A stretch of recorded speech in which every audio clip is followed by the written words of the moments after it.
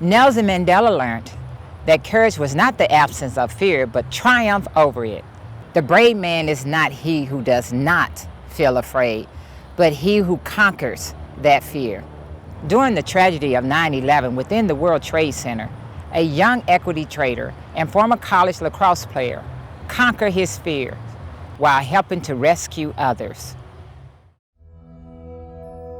On 9/11, many heroes emerged. One of them was a young man named Welles Crowther, whose courage and selfless love is symbolized by the signature red bandana given to him by his father when he was a child. A symbol of absolutely the most pure form of compassion and love.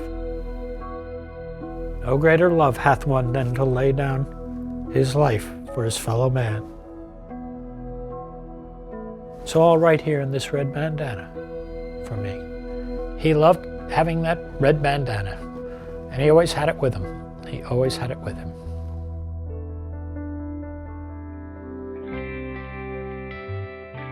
In sports, Welles was a leader, always wearing number 19. Welles was the first guy to pat you on the back if you didn't have a good game, and always a smile. After college, Welles moved to New York City to be an equities trader. His office was on the 104th floor in the South Tower of the World Trade Center. At 8:46 a.m. on September 11th, American Airlines Flight 11 flew into the North Tower of the World Trade Center. Welles called and left a message for his mother. Mom, this is Welles. I want you to know that I'm okay. In the 78th floor sky lobby of the South Tower, approximately 200 people were waiting to evacuate by the elevators. And next thing you know, it just exploded. We really can't move because we don't know what happened. Then all of a sudden, we saw a young man come out of nowhere. You heard this man's voice say, "I found the stairs. Follow me. Only help the one that you can help." It's the way he said it. And we just got up, we followed. The man was Welles Crowther. He guided Young and others to Stairway A, the only functional stairway left. He led them down to the 61st floor, where they met firefighters who escorted them to the working elevators of the 40th floor.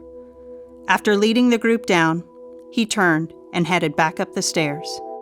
He said, "I'm going back up," because he knows there's a lot of people up there on the 78th floor. Welles climbed 17 floors, returning again to the burning sky lobby.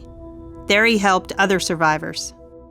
At 9:59 a.m., the South Tower collapsed.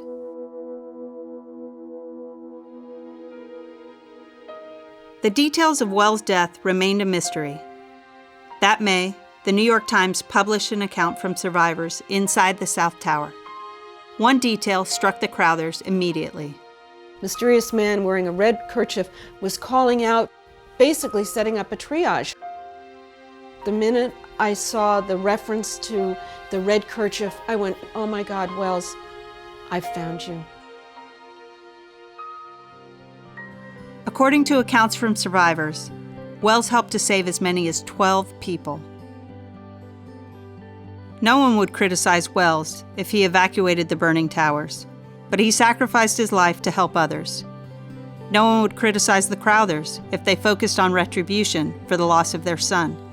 Instead, they have established a foundation in Welles' honor, creating a curriculum that uses Welles' story to teach kids about love and forgiveness in action.